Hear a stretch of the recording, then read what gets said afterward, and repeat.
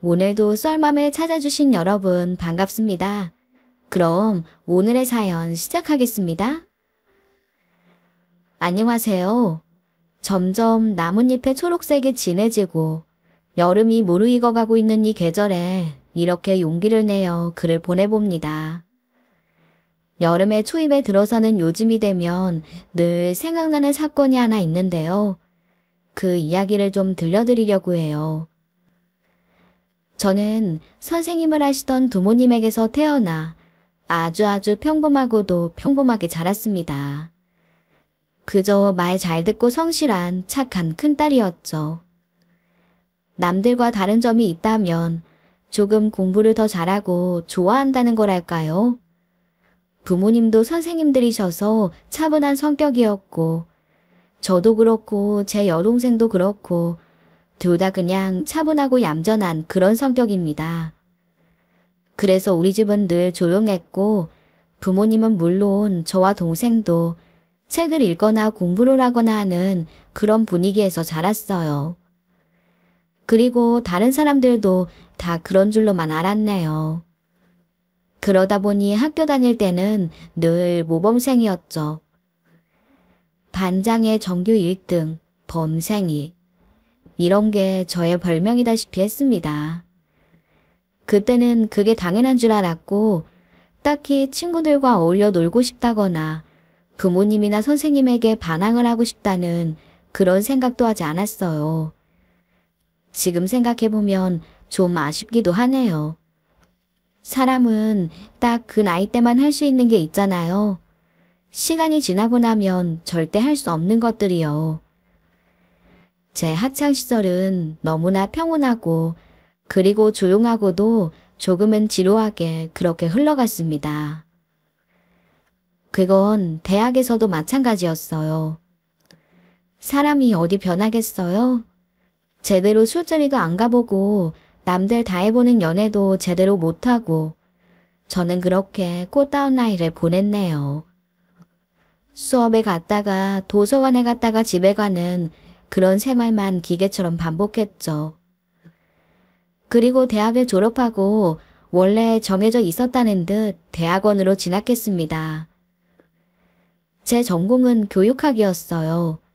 부모님이 교육자셨고 또 제 여동생도 교육자의 길을 걸었기 때문에 어쩌면 당연한 길이었는지도 모르겠습니다.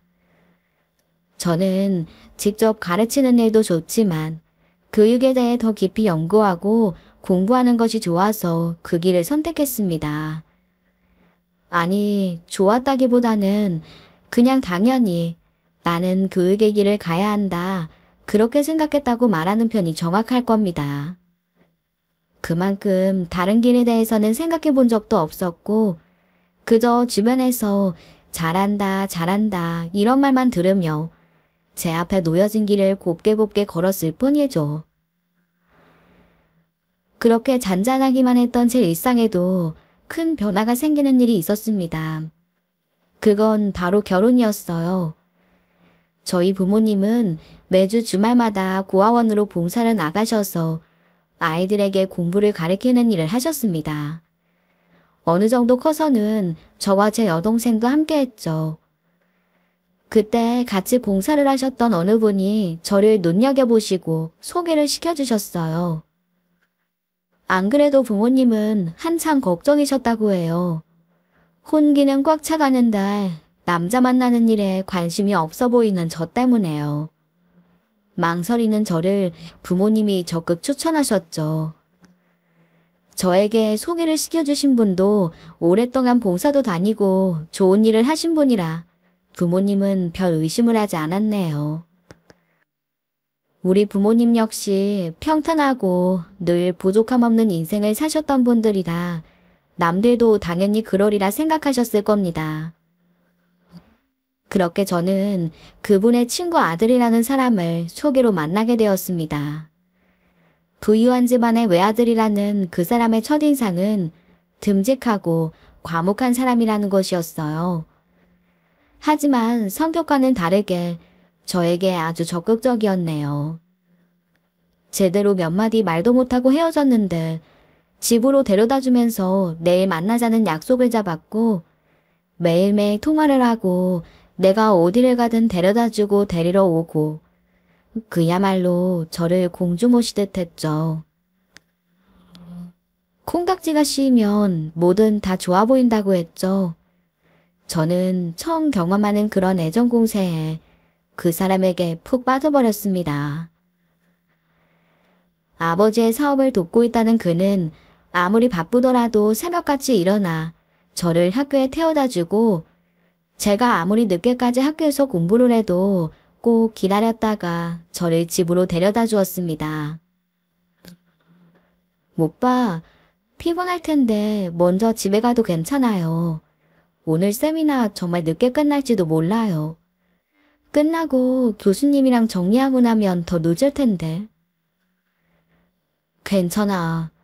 내가 어떻게 그 늦은 시간에 너 혼자 집에 가도록 놔둬. 안 피곤하니까 걱정 말고 끝나면 전화해. 그리고 제가 언제 어디서 뭘 하는지, 점심은 누구랑 먹고 친구는 누구를 만나는지 전부 궁금해하고 시시때때로 연락을 했죠. 연애를 해본 적도 남자를 만나본 적도 없던 저는 그게 다 넘치는 사랑인 줄로만 생각했어요. 그리고 가끔은 귀찮고 부담스러울 때도 있었지만 이 사람이 저를 너무나 사랑하기 때문에 내가 너무 소중하기 때문에 그러는 것이라 여겼습니다. 순진했던 저의 부모님과 여동생도 그랬죠.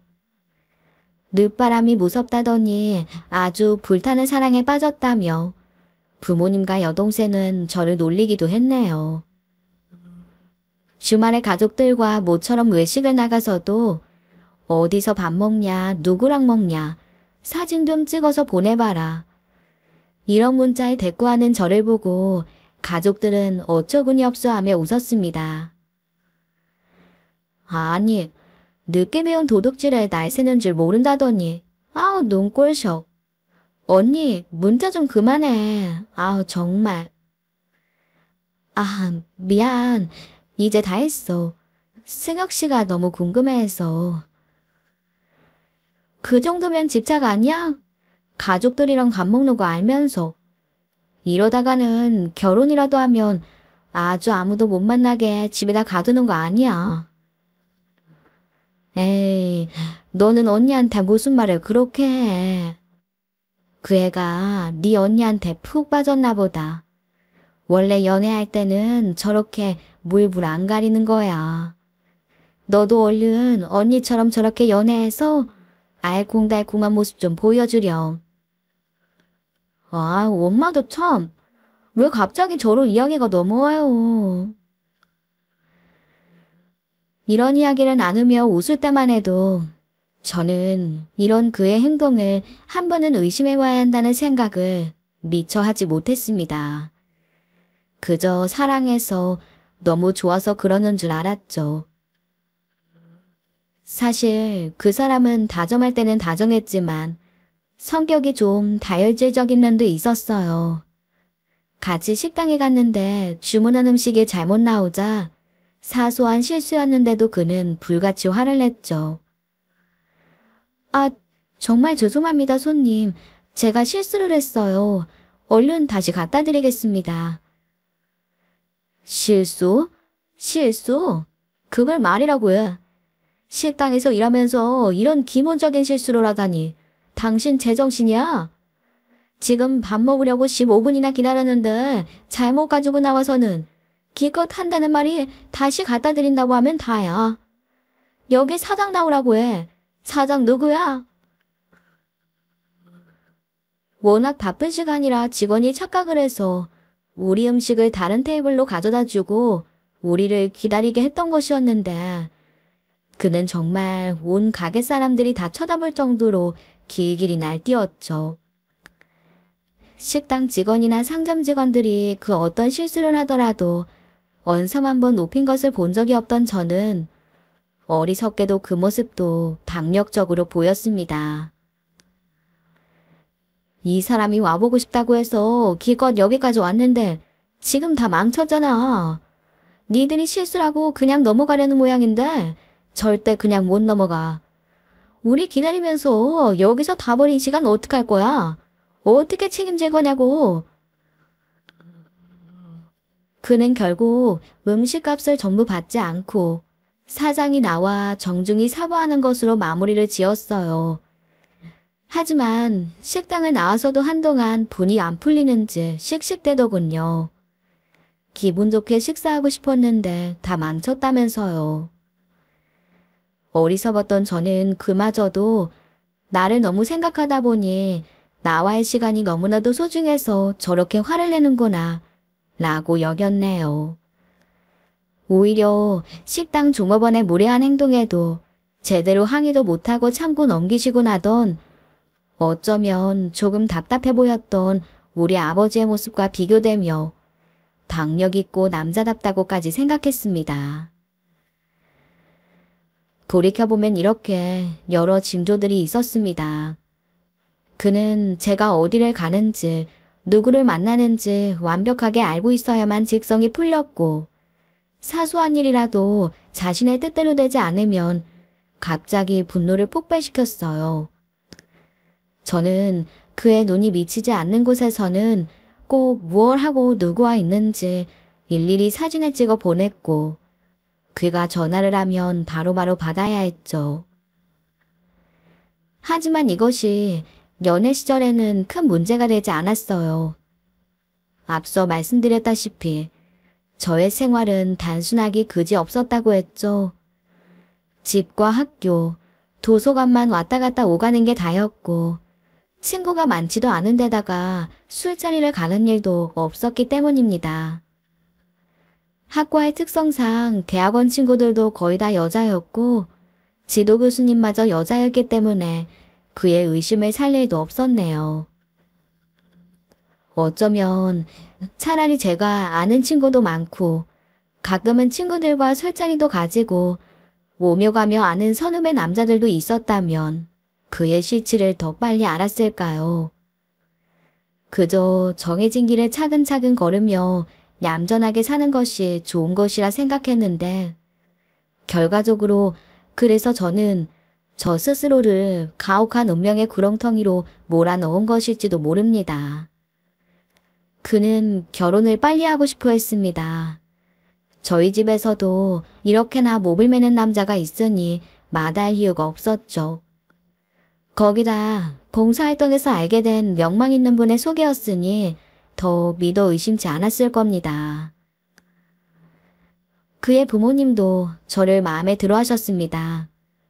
그의 아버지는 그 지역에서 큰 제분 공장을 운영하시는 분이셨는데 하신 지도 오래되었고 규모가 꽤 컸기 때문에 엄청난 부를 가지고 계셨어요. 그리고 그 사업은 곧 그가 물려받을 것이라 했죠.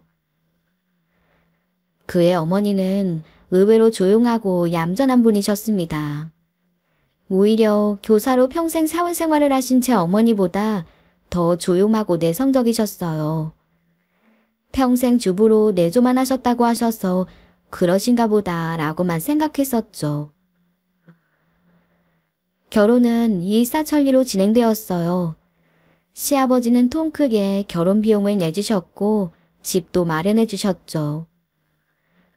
약간 의아했던 것은 남편 될 사람은 결혼해서도 계속 시부모님과 같이 살고 싶어 했습니다. 하지만 시부모님이 따로 살라고 권하셨다는 겁니다. 남편이 같이 살고 싶다고 하고 저도 시부모님 인품도 괜찮으신 것 같고 시댁에는 살림을 봐주시는 분도 계셔서 동의를 했는데도 시어머니는 한사코 따로 살라며 집을 얻어주셨네요. 그리고 그 이유를 저는 머지않아 바로 알게 되었죠. 호텔에서 호화로운 결혼식을 끝내고 피로연을 마친 뒤 우리는 곧바로 신혼여행을 떠났습니다. 결혼식 며칠 전부터 이런저런 준비를 하느라 제대로 잠을 자지 못했던 저는 비행기를 타자마자 바로 골아떨어졌어요. 중간에 남편이 기내식을 먹자 같이 영화를 보자 하는 말로 몇 번이나 깨웠지만 저는 피곤해서 손사래를 치고 계속 잠만 잤네요. 시차도 바뀔 테니 지금이라도 푹 자둬야 여행을 즐겁게 보낼 것 같았죠. 신혼지는 하와이였습니다. 들뜬 마음으로 공항에 도착해 호텔로 가는데 남편의 얼굴이 계속 굳어져 있더군요. 말을 걸어도 대꾸도 제대로 안 하는 남편에게 호텔로 가는 차 안에서 저는 물었습니다. 오빠, 왜 그래? 어디 안 좋아? 아니야. 아니, 아까부터 계속 얼굴이 안 좋아. 몸이라도 불편해? 기분 안 좋은 일 있어? 아니라고. 기내식 먹다 체했나? 비행기가 추웠어? 아니니까 좀 쳐라. 저는 귀를 의심했어요. 지금 나한테 욕을 한 건가? 내가 잘못 들은 건가? 아니, 지금 화를 낸 건가? 내가 잠들어 있던 사이 무슨 큰일이라도 있었나? 왜 이러는 거지? 너무 갑작스러운 일을 겪으니 화가 나기보다는 어안이 벙벙해지더군요. 대체 무슨 일인지 자세히 모르려고 호텔방에 들어가 문을 닫자마자 몸을 돌리려는데 갑자기 눈앞에 번쩍 별이 튀었습니다. 호텔방에 들어가 문을 닫자마자 그가 제 뺨을 있는 힘껏 후려친 겁니다. 제가 갑작스러운 행동에 놀라 바닥에 쓰러지자 그는 제 머리채를 우악스럽게 잡고 반쯤 일으켜 세우더니 다시 뺨을 때렸어요. 입속이 터져 비릿한 피맛이 느껴지고 맞은 얼굴은 얼얼하다 못해 쑤셨습니다. 야, 넌 자러 신혼여행 왔냐? 밥도 안 먹고 저 자기만 하고 그렇게 내가 맘에 안 들어. 너 결혼 후회하지? 똑바로 얘기해. 너 딴 남자 생각하느라 자는 척한 거 아니야? 비싼 돈 들여서 하와이까지 왔더니 남편이 옆에 있는데 딴 놈 생각을 해. 넌 이년아 맞아도 싸. 이 나쁜 년. 그 자리에서 저는 머리채를 잡힌 채로 두어 대 더 맞았던 것 같습니다. 두어 대 더 맞자마자 저는 이러다 죽을지도 모르겠다는 두려움에 사로잡혀 그의 바지가랑이를 잡았어요. 그도 그럴 것이 그는 키가 180이 훨씬 넘고 오랫동안 해온 운동으로 떡 벌어진 어깨가 다부진 사람이었습니다. 저 같은 사람은 한 손으로도 충분히 멀리 던지고도 남을 사람이었기 때문이죠. 저는 태어나 처음 겪어보는 무자비한 폭력과 두려움, 무서움에 휩싸여 그의 바지가랑이를 잡고 울면서 빌었습니다. 아니에요, 오빠. 아니에요. 오해예요. 어제 잠을 못 자서 너무 피곤해서 그랬어요. 오빠, 제가 잘못했어요. 잘못했습니다. 너무 피곤하고 몸이 안 좋아서 그랬어요. 여행 와서 아플까봐 그런 거예요. 잘못했어요. 저는 이렇게 빌면서 울면서 매달렸습니다. 그는 제가 개처럼 바닥에 엎드려 목 놓아 우는 모습을 보더니 그제야 분이 풀렸는지 매질을 멈추더군요. 너 딴 남자 생긴 거 아니야? 그 새끼 생각한 거 아니냐고. 아니에요. 제가 누굴 만나요. 얼마나 바빴는지 알잖아요. 어제 결혼식 앞두고 설레서 잠을 못 잤어요. 그래서 그랬어요. 진짜예요. 결혼해서 설렌 거 맞아? 맞냐고. 후회해서 그런 거 아니고. 아니에요. 진짜 아니에요. 그는 엎드려 비는 저를 향해 침을 퇴 뱉었습니다. 그러면 앞으로 다시는 나 무시하지 마. 어디 남편이 밥 먹자고 하는데 처자고 있어. 알았어? 한 번만 더 그러면 너 그때는 이걸로 안 끝날 줄 알아. 네, 다시는 안 그럴게요. 그만 절고 가서 씻고 와. 뭘 잘했다고 울고 지랄이야. 그는 제 멱살을 붙잡고 욕실로 저를 밀어붙였습니다.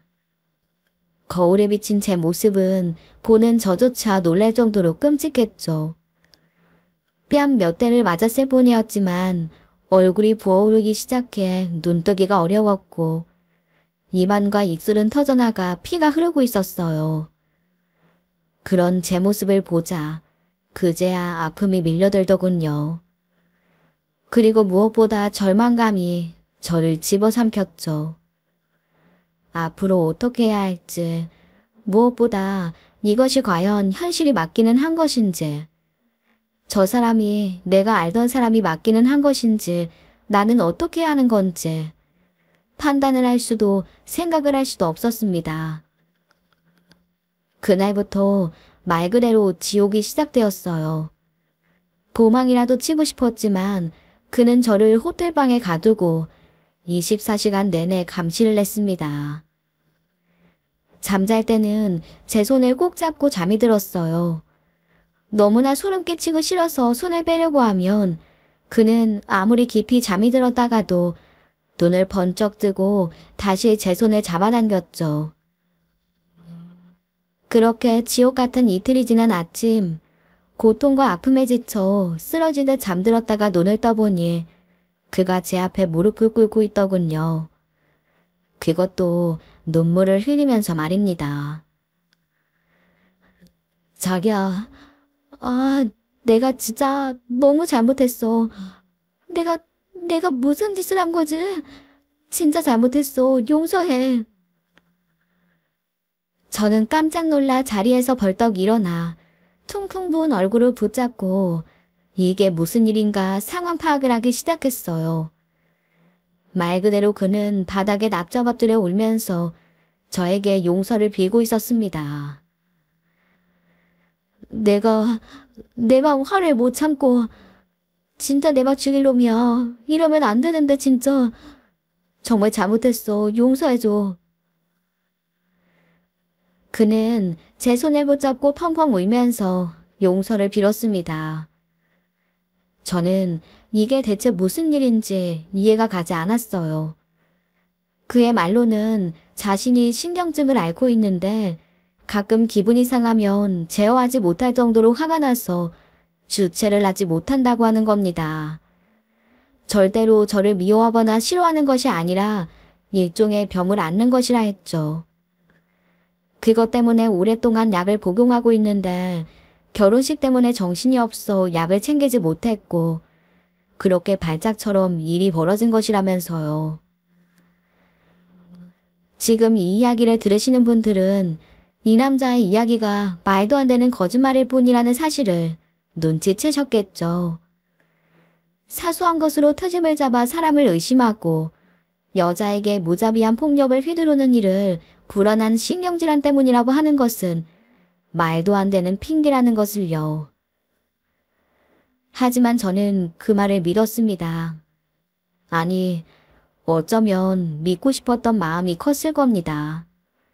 그의 말대로 그는 원래 그런 사람이 아니고 그저 신경증이 도져서 화를 주체하지 못하고 실수를 한 것일 뿐이다. 돌아가서 약을 먹으면 절대 다시는 이런 일이 일어나지 않을 것이라고 저는 믿고 싶었던 것 같네요. 그 편이 제 남편이 툭하면 폭력을 휘두르는 사람이라는 사실을 내가 그런 미친놈과 결혼을 했다는 현실을 직시하는 것보다는 나았습니다. 저는 그런 현실을 인정하고 싶지 않았던 것 같아요. 행복을 빌어주던 부모님과 어디 깨가 쏟아지게 잘 살아보라며 놀리던 여동생, 결혼식장에 찾아와 부러운 시선을 보내던 친구들, 그 사람들 앞에 시퍼렇게 멍들고 찢어진 입술로 설 수는 없었어요. 저는 그렇게 살지 않을 것이라고, 이 사람이 실수한 것이라고 정말 죽을 힘을 다해 믿고 싶었습니다. 그는 몇 시간이고 울면서 용서를 빌었고 저는 이런 생각을 하며 그를 용서했어요. 그리고 그 사람은 곧바로 너무 자상하고 따뜻한 사람으로 돌아왔네요. 우리는 예정되어 있었던 관광을 전부 취소하고 열흘 내내 방에만 머물러 있었어요. 한두어 번 근처 식당에서 식사를 하긴 했지만 큰 모자와 선글라스, 스카프로 얼굴을 가려야 했고 어딜 가나 이상하게 쳐다보는 시선 때문에 제대로 된 식사도 산책도 할 수 없었네요.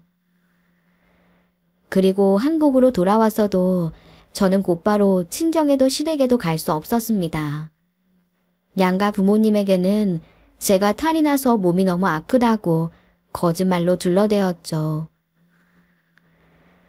붓기가 빠지고 멍이 사라지는 데는 한참이 걸렸어요.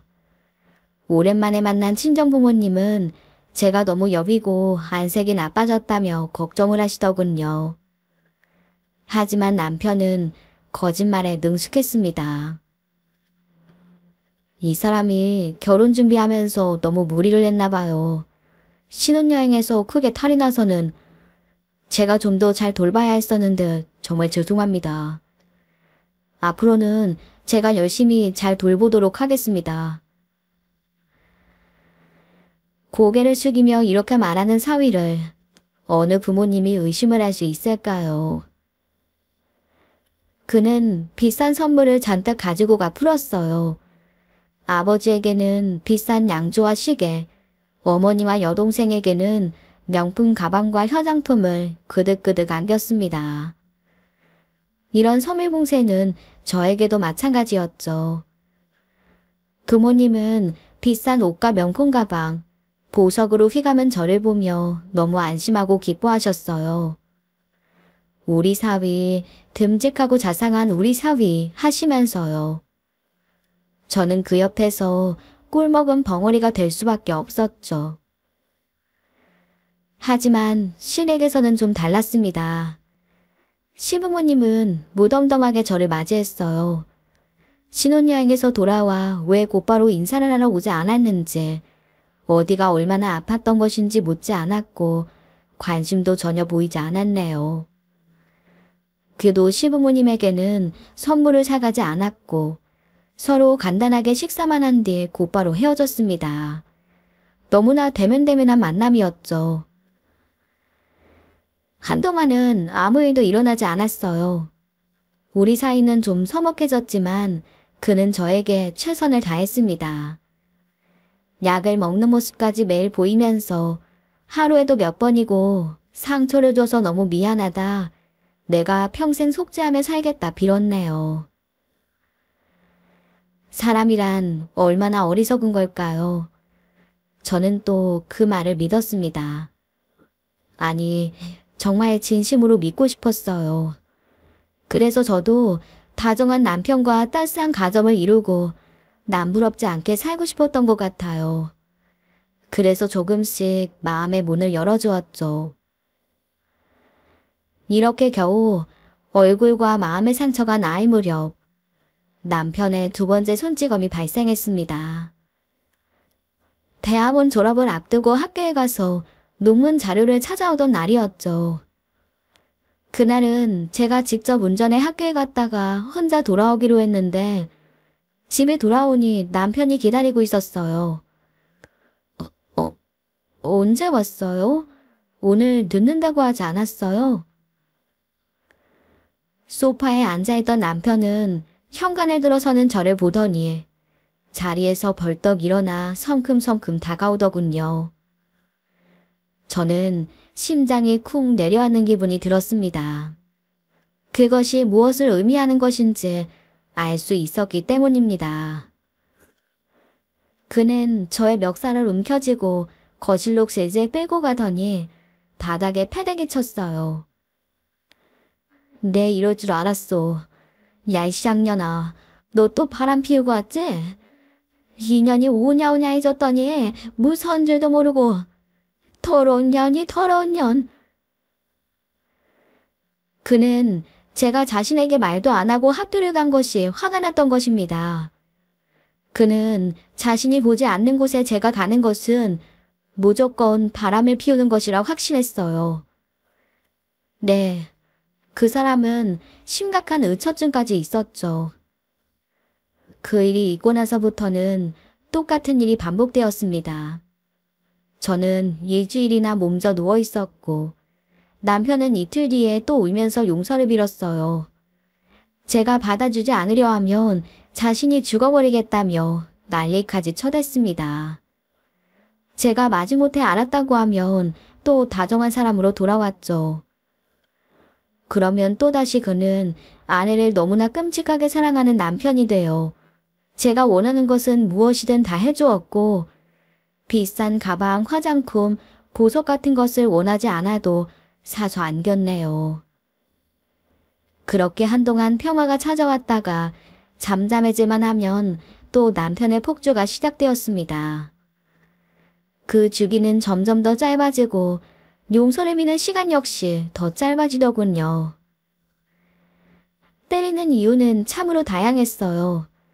택배 아저씨와 눈을 맞췄다고, 논문 진행 상황을 묻는 남자 후배와 통화를 했다고, 심지어는 밥을 먹으러 나간 식당에서 계산을 하려고 카드를 내다가 그 아저씨와 손이 스쳤다고 제게 손을 대기 시작했죠.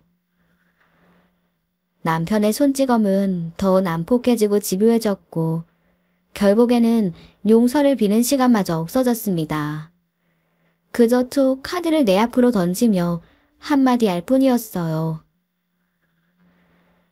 병원 갔다가 이걸로 사고 싶은 거 있으면 사. 퇴근하고 와서 맛있는 거 먹으러 가자.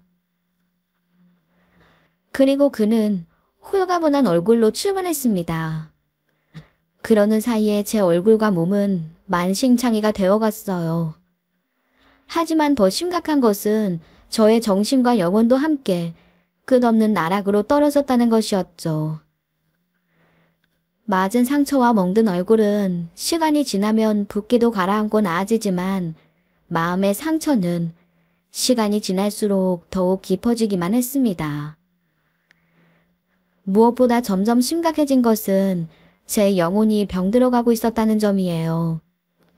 당시에는 알지 못했지만 저는 점점 그 사람이 언제 화를 낼지 몰라 전전긍긍하고 눈치를 보고 폭행이 일어나면 내가 잘못해서 맞는구나. 아까 그 전화를 받지 말걸. 아까 택배를 그냥 문 앞에 두고 가라고 할걸. 슈퍼에 가지 말걸. 남편에게 더 자주 보고할 거라고 내 잘못이 무엇이었는지를 생각하는 지경에까지 이르렀습니다. 그리고 평화로운 시기가 돌아오면 그래, 원래 이 사람은 다정하고 좋은 사람이니까 내가 화만 안 내게 하면 되겠구나. 내가 좀 더 잘해야지. 이런 생각을 하는 지경에 이르렀죠. 실행에 이야기한 적도 있었습니다. 하지만 더 놀라운 일은 시댁 부모님은 이미 남편의 손버릇을 알고 있었다는 거였어요. 시아버지 생신날 멍들고 부은 얼굴로 갈 수밖에 없었는데 제 얼굴을 보고 시어머니는 살짝 놀란 듯 보였지만 모른 척 외면하시더군요. 시아버지도 그런 제 얼굴을 힐끗 보더니 그 한번 하고 시선을 돌릴 뿐 그 어느 누구도 제 상처에 대해 말하는 사람이 없었습니다. 오히려 집에서 살림을 해주시는 아주머니가 제 얼굴을 보고 놀라 접시를 떨어뜨릴 뿐이었죠. 인상을 쓰는 남편이 또 화를 낼까봐 얼른 부엌으로 가서 접시를 치우고 상차림을 돕는 저를 보고 가정과 아주머니가 저를 한 구석으로 잡아당기며 속삭였어요. 아유, 새댁, 어쩌면 좋아. 이 집 아들이 그런 거예요? 아유, 얼마나 아파요, 그래. 그 곱던 얼굴이. 어머니는 알아요?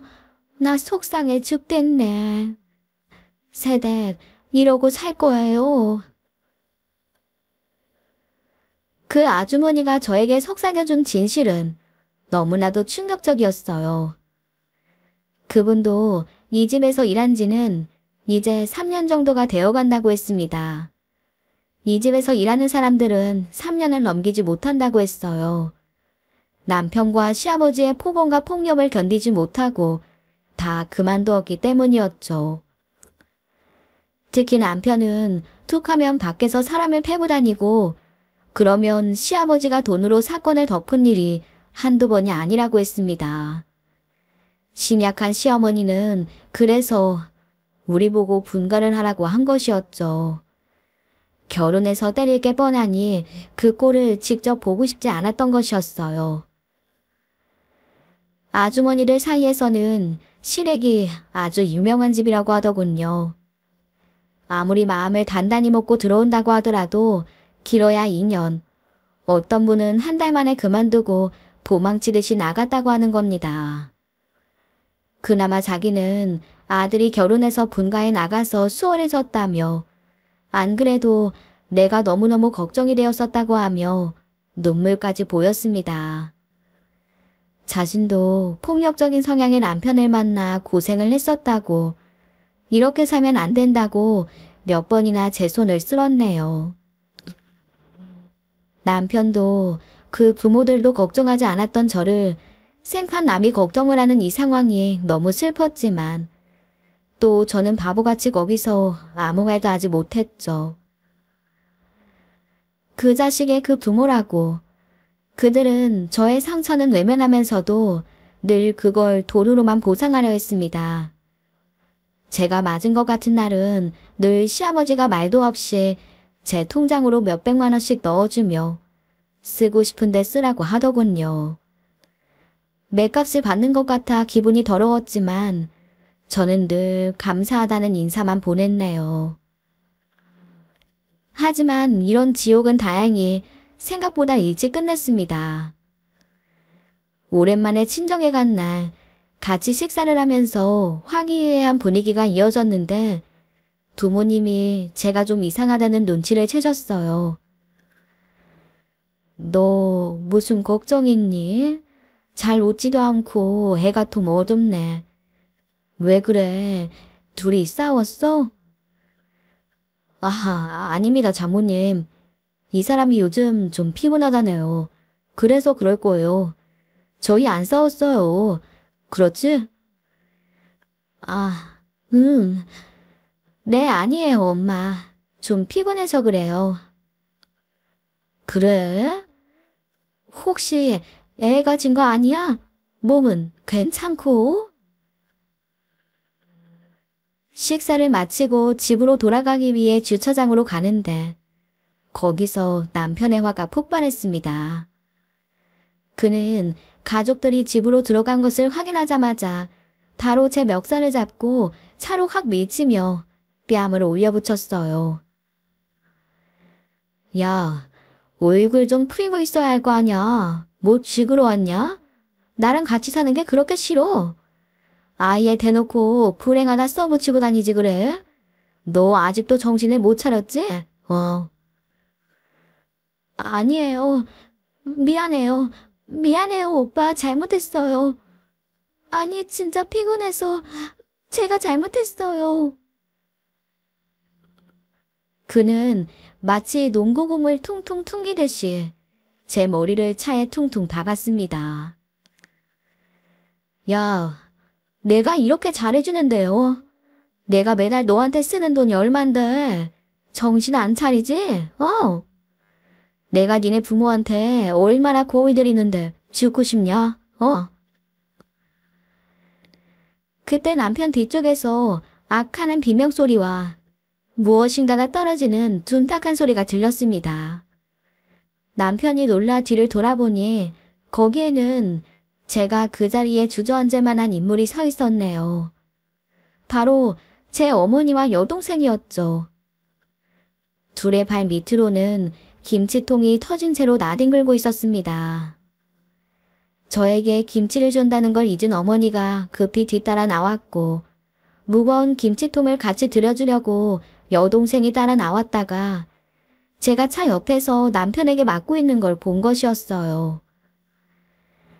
충격적인 모습의 어머니는 그 자리에서 얼어붙으셨고 여동생은 경악한 표정으로 서 있다 곧바로 저에게 뛰어나와 저의 팔을 끌어당겼습니다. 이게 뭐 하는 짓이야? 언니 이리 와, 빨리. 그러자 안 그래도 흥분 상태였던 남편이 제 여동생을 밀쳤습니다. 처제는 빠져. 언니랑 이야기하던 중이야. 이게 무슨 이야기야요? 세상에, 사람을 어떻게 이렇게 때려? 당신이 사람이야? 언니 입술에서 피 나잖아. 아, 좀 비키라고. 남편은 화가 머리끝까지 나서 여동생을 향해 손을 치켜 들었습니다. 저는 여동생을 지키기 위해 그 앞을 막아섰죠. 덕. 가차없이 남편의 주먹이 날아들었고 여동생의 비명소리에 어머니까지 달려들었어요. 집안에 있던 아버지까지 뛰어나와 이 광경을 전부 보시고 말았죠. 한 번 분노가 폭발한 그를 말릴 수 있었던 것은 없었습니다. 그는 우리 부모님이 보는 앞에서 난리를 쳐대며 저에게 주먹질과 발길질을 해댔고 그걸 말리는 여동생과 어머니에게도 폭력을 휘둘렀네요. 그야말로 난동을 피워서 자동차 사이드미러와 문짝도 부서졌죠. 결국 경찰이 오고야 그를 제압할 수 있었습니다. 어머니와 여동생 그리고 저는 나란히 병원으로 실려갔어요.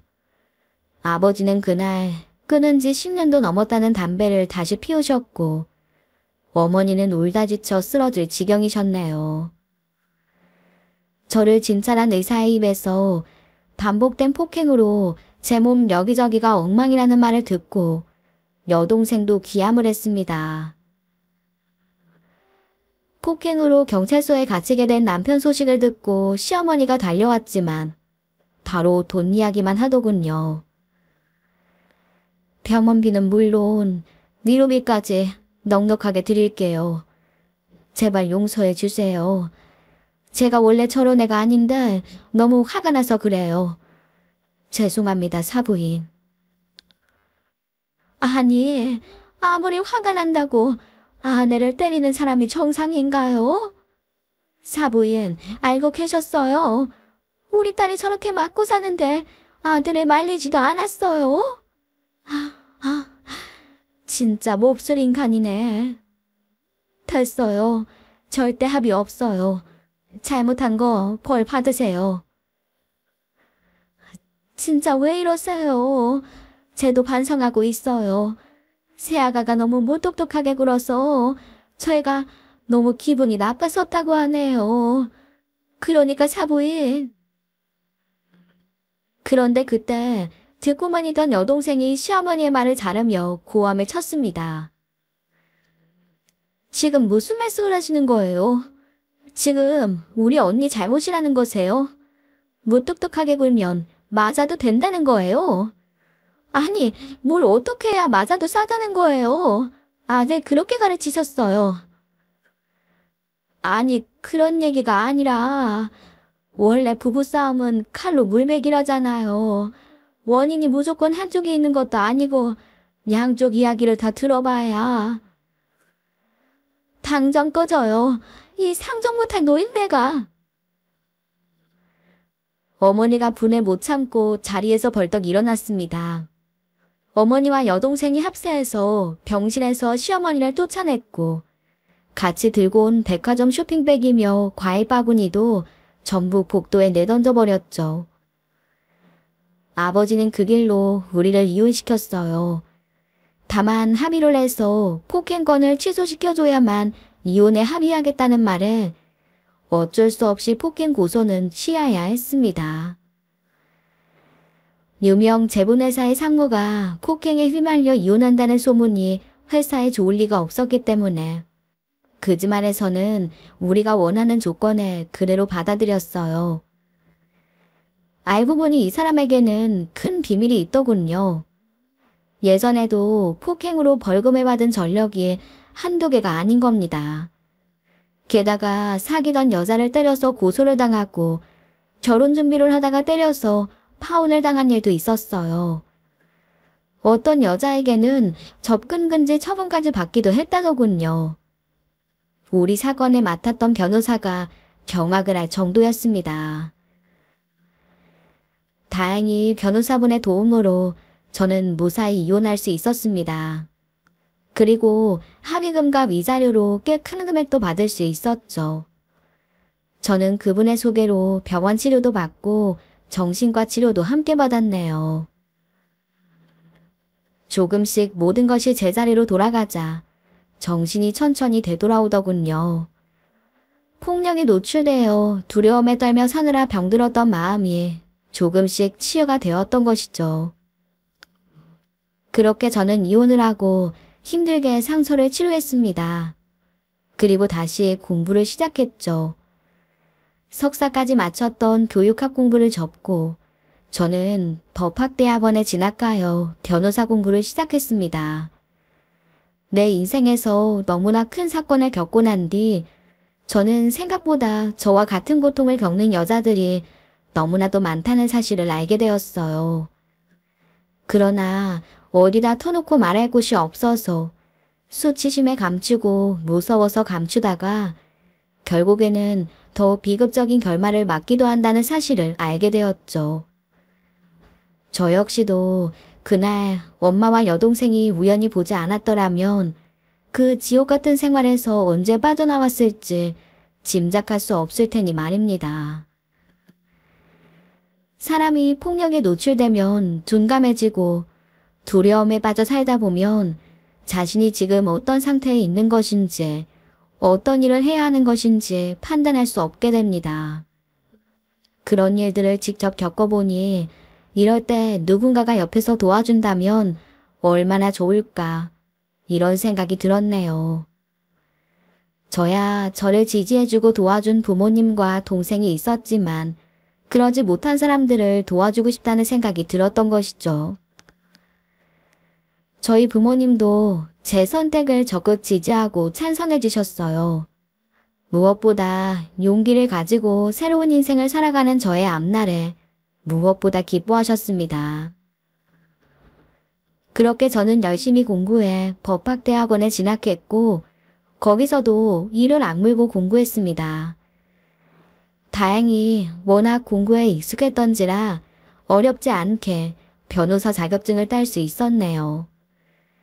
그리고 교수님의 추천으로 중견 변호사 사무실에서도 일을 할 수 있게 되었어요. 세상에는 별별 일이 많다고는 하지만 실제로 겪게 된 세상에는 정말 기막힌 일들이 많았습니다. 제가 겪은 일들이 오히려 다른 사건들에 비하면 약하게 여겨질 정도로요. 일을 하면서 보람도 얻고 돈도 벌었지만 저는 위로도 받았던 것 같아요. 지금 돌아보면 그 시절 저는 정말 열심히 살았던 것 같네요. 제가 하고 싶어서 선택한 길이었고 그래서인지 더 보람있고 좋았습니다. 일을 하는 틈틈이 블로그를 열어서 이혼을 고민하는 분들에게 간단한 상담도 했죠. 남편의 외도나 무능력 또는 저처럼 폭력에 지쳐 이혼을 하고 싶어도 방법을 모르는 분들에게 무료로 이런저런 조언을 해드리는 일이었습니다. 법률적인 지식보다도 그분들이 처한 상황을 직시하고 그 상황에서 벗어날 수 있도록 하는 용기를 가지도록 정신적으로 많이 도와드렸어요.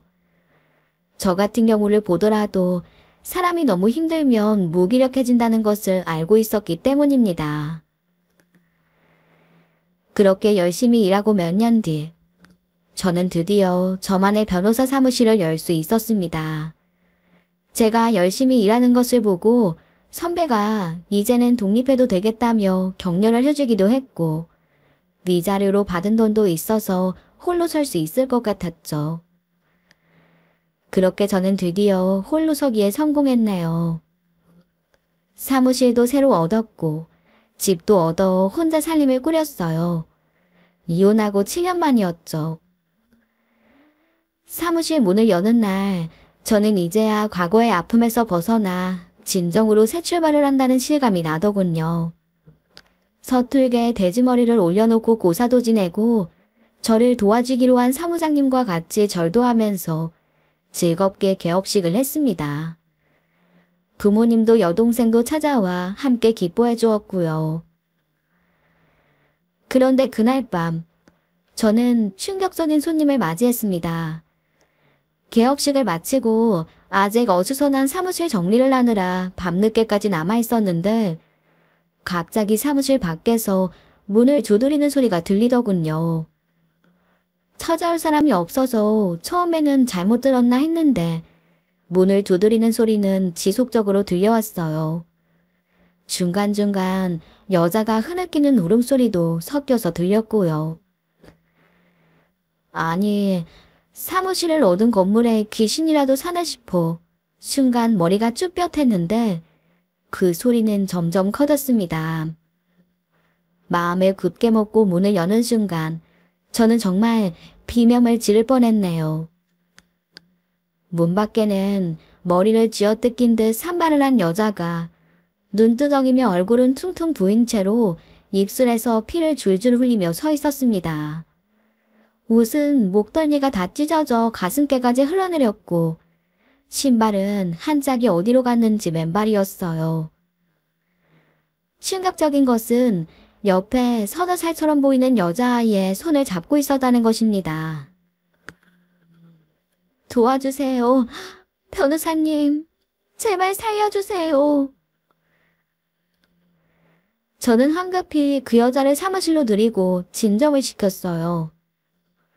그녀는 결혼한 지 5년이 되었는데 신혼 초부터 시작해 점점 심해지는 남편의 폭력을 견디다 못해 도망쳐 나오는 길이라고 하더군요.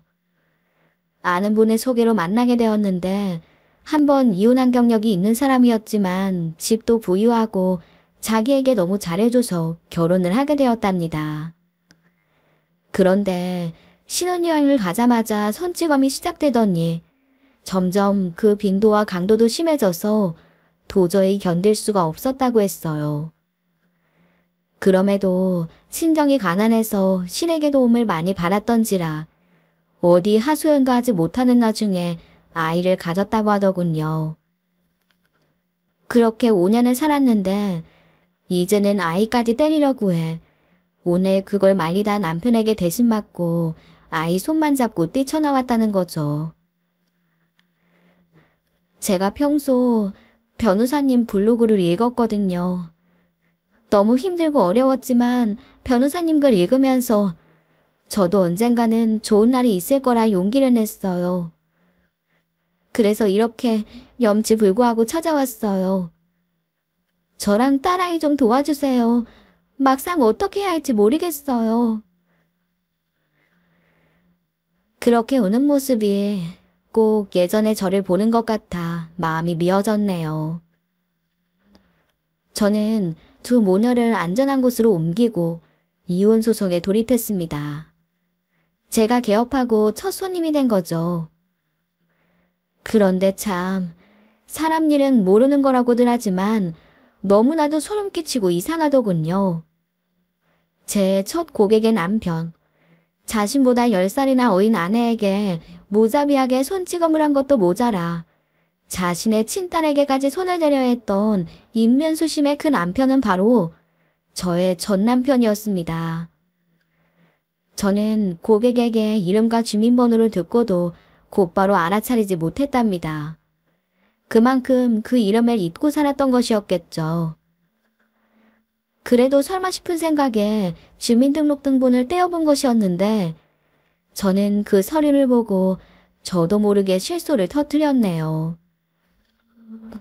전 남편은 뻔뻔하게도 저와 살았던 신혼집에 아직도 살고 있더군요. 그 집에 살면서 재혼을 하고 새로운 아내와 또 살림을 차렸던 것이었습니다. 원래 이혼할 때 그 집을 주겠다 했지만 매일 맞고 몰래 숨어서 울던 곳이어서 싫다고 했던 그 집에서 말이죠. 저는 주먹을 꼭 쥐었습니다. 그리고 영문을 몰라 하던 제 고객님의 손을 꼭 잡았어요. 미안해요. 이 자식 아직도 사람을 패다니. 제가 이번에는 꼭 깜빵 보낼게요. 저만 믿으세요.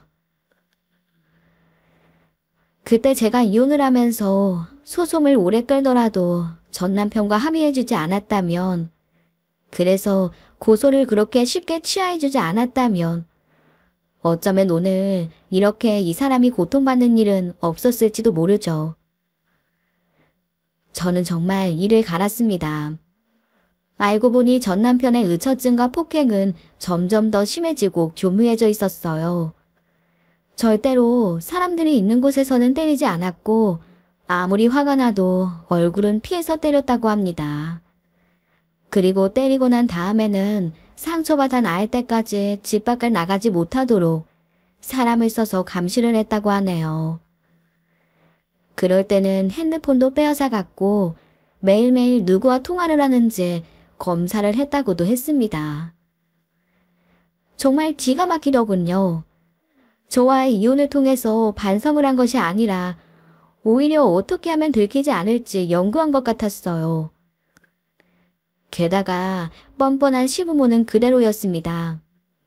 시어머니라는 인간은 기껏해야 내 아들 기분 좀 잘 맞춰줘라, 왜 그러니? 라는 헛소리만 할 뿐이었고 시아버지라는 사람도 가끔 돈이나 좀 던져주고 말았다고 합니다. 아픈 친정아버지 때문에 집안 형편이 좋지 않았던 이분은 친정에 매달 들어가는 생활비 때문에라도 제대로 말도 못하고 참아왔던 것이었죠. 우리는 서로를 껴안고 한참 울었습니다. 우리의 기가 막히고 가슴 아픈 사연과 인연에 서로를 공감하고 위로할 수밖에 없었죠. 미영씨, 내가 미안해. 내가 그때 제대로 혼을 냈어야 했는데 나도 그때는 너무 힘들어서 하루라도 빨리 이혼을 하고 싶었어. 미안해. 아니에요, 변호사님. 왜 변호사님이 미안해요. 진짜 잘못한 사람은 따로 있는데. 우리는 서로를 위로하며 바로 소송에 들어갔습니다. 미영 씨는 예전에 나보다도 훨씬 강하고 현명한 사람이었죠. 제가 블로그에서 조언한 대로 폭행이 이루어질 때마다 휴대폰으로 사진을 찍어 몰래 간직하고 병원을 찾을 수 있는 날에는 꼭 진단서를 떼어놨답니다. 폭언을 할 때마다 차곡차곡 녹음도 해두었고요. 우리는 증인도 쉽게 찾을 수 있었어요. 예전에 저를 안타까워하셨던 시댁의 가정과 아주머니는 우리의 사연에 기가 막혀 하시며 그동안 얼마나 오랫동안 폭행이 이루어졌는지 그 시부모라는 인간이 어떤 일을 했는지 낱낱이 증언해 주셨죠. 저는 미영 씨를 설득해 가족들에게 이 일을 솔직하게 말하라고 조언했어요. 숨기는 건 보험이 되지 않는다고 말입니다. 그리고 동시에 미영 씨의 딸과 본인의 심리치료에도 들어갔습니다. 이 사실을 알게 된 미영 씨의 친정은 당연히 뒤집어졌습니다. 알고 보니 미영 씨의 남동생은 방송국에서 일하는 PD더군요. 남동생은 도저히 참을 수 없다며 무엇이든 하겠다고 했고 곧 방송으로 유명 제보회사의 회장과 그 아들인 상무가 어떤 사람들인지 어떤 일을 저지르고 있는지를 낱낱이 고발하는 내용이 전파를 타게 됐네요. 그리고 저는 동시에 그 전 남편에게 여러 건의 소장을 보냈습니다. 그동안 회사에서 폭언과 폭행을 일삼던 것들로 모두 모아 10건에 가까운 폭행 고소장을 날리고 나니 그쪽도 정신없어 하더군요. 사람은 평소에 덕을 쌓아야 한다고 하죠. 방송이 나가고 여론이 나빠지자 전 남편의 회사에도 물론 큰 타격이 왔습니다. 주가는 떨어지고 불매운동도 생겼죠. 특히 전 남편은 평소에도 회사 직원들에게 막말을 일삼던 터라 회사에서 나가야 한다는 퇴진운동까지 일어났어요. 결국 전 남편은 구속되었습니다. 그 와중에 혼자 술을 마시다 분을 못 이기고 미영 씨의 남동생을 찾아가 행패를 부렸는데 그 남동생이 절대 합의를 해주지 않았기 때문이죠. 미영 씨의 남동생에게 연락을 받고 찾아간 경찰서에서 유치장에 갇혀있다 제 모습을 본 전 남편은 그야말로 발광을 하더군요. 야, 너 뭐야? 네가 왜 갑자기 또 나타나? 네가 뭔데 갑자기 또 내 인생에 끼어드냐고. 좀 년이 무슨 맘을 먹고 잘 살고 있는 나에게 이 나쁜 년. 아우, 내가 전에는 그때와 죽여버렸어야 했는데. 너희 년 이리 와. 내가 오늘 확 죽여버릴 거야. 유치장에 서서 온갖 입에 담지 못할 말로 발악을 하는 그 모습은 그야말로 상종 못할 인간이었습니다. 전 남편의 아버지는 거세지는 사퇴 요구에 회사 지분을 모두 처분하고 시골로 내려갔어요. 이제 나이도 들고 고소고발이 빗발치는 이 상황을 심적으로 힘들어했다고 하더군요. 그렇게 다른 사람들이 자기 아들의 폭행으로 힘들어할 때는 신경도 쓰질 않더니 이제 그 화살이 자신에게 돌아가자 힘들다며 곧바로 책임을 전가하는 모습이 참 어른답지도 아버지답지도 못하게 비겁해 보였습니다. 하지만 그런 시아버지도 생각은 있었던지 아니면 자기 돈이 아까웠던지 아들에게 들어가던 금전적 지원을 끊어버렸네요. 이제 더 이상 소송에 들어가는 어마어마한 비용을 대주지 않았고 자신과는 상관없는 일이라며 선을 그어버렸죠. 시어머니는 혼자 집을 지키며 아들을 위해 동동거렸지만 늘 답답한 소리만 하며 세상 물정도 모르는 할머니가 뭘 할 수 있었겠습니까? 제 사무실에도 한번 찾아와 예점을 생각해서라도 운운하며 헛소리를 하다가 저와 미영 씨에게 비웃음을 당하며 그대로 쫓겨났죠. 그렇게 아버지로부터 받던 경제적 지원도 끊기고 회사로부터도 해고당한 전 남편은 그대로 구속되어 제대로 된 변호사도 구하지 못한 채 계속 소송을 감당하며 재판을 받고 있습니다. 이게 처음이 어렵지 아버지라는 뒷배가 사라지자 그간 전 남편에게 칼을 갈고 있던 사람들이 줄 소송을 걸어오기 시작하더군요.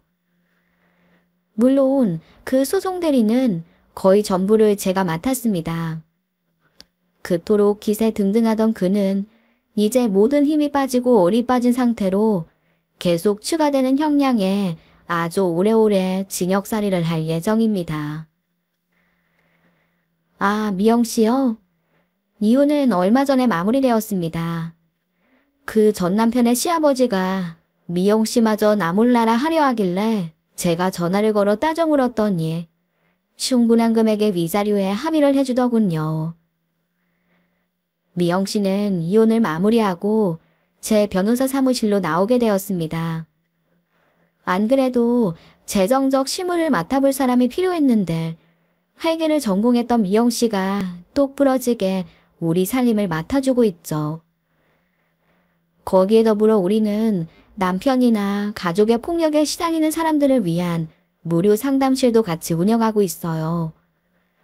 누군가에게 터놓고 이야기하지 못하고 또 법률적인 도움이 필요하지만 어떻게 해야 할지 모르는 사람들을 위해 우리 상담실은 언제나 활짝 열려 있죠. 미영 씨도 한결 밝아졌습니다. 워낙 꼿꼿하고 용감한 사람이기도 했지만 다시는 자신과 같은 피해자가 나오지 않아야 한다는 사명감이 우리를 더욱 강하게 만들어주더군요.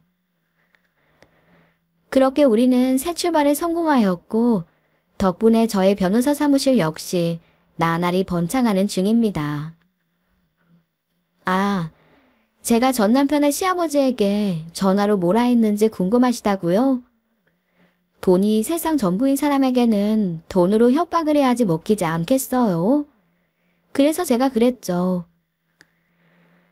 이렇게 계속 아들 뒤만 봐주다 보면 언젠가 당신 아들이 이 회사를 맡게 되겠죠.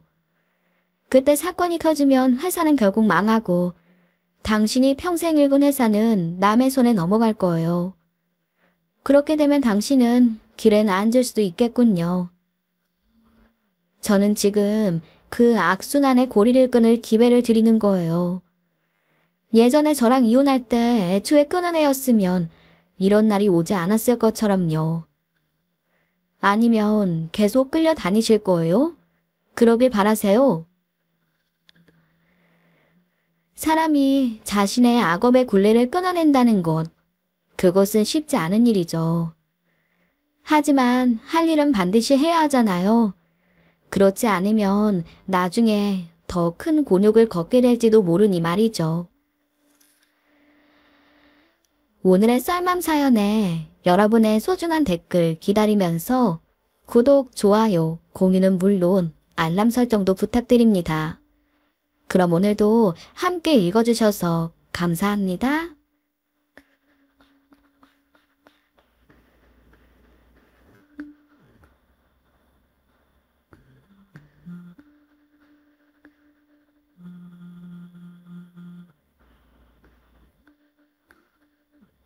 네.